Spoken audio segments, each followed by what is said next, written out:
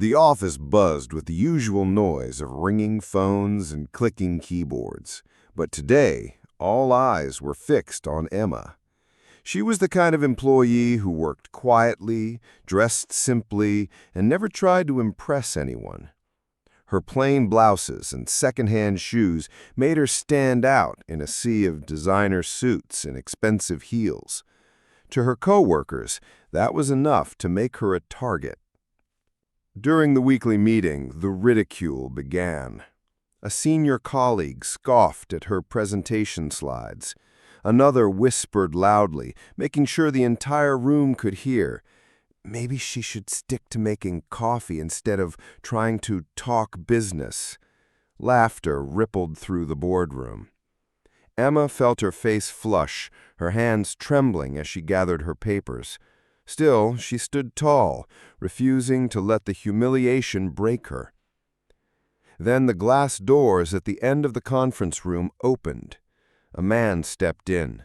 Tall, confident, his tailored suit flawless, his presence commanding immediate silence.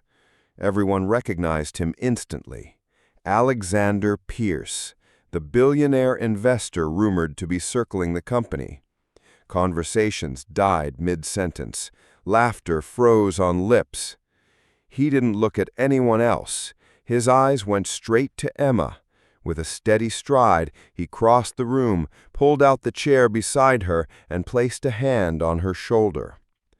"I'm sorry I'm late," he said smoothly, his gaze sweeping across the stunned room.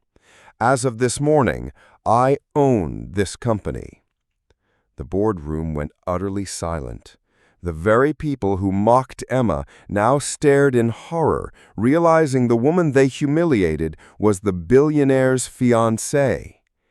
Emma lifted her chin, no longer trembling.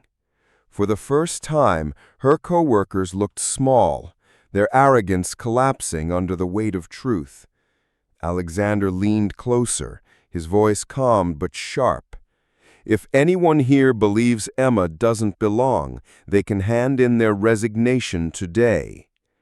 The mocking smirks vanished, replaced with pale faces and forced silence. Emma glanced around the room, not with revenge, but with quiet strength. They had tried to humiliate her, but in the end, she didn't need to speak.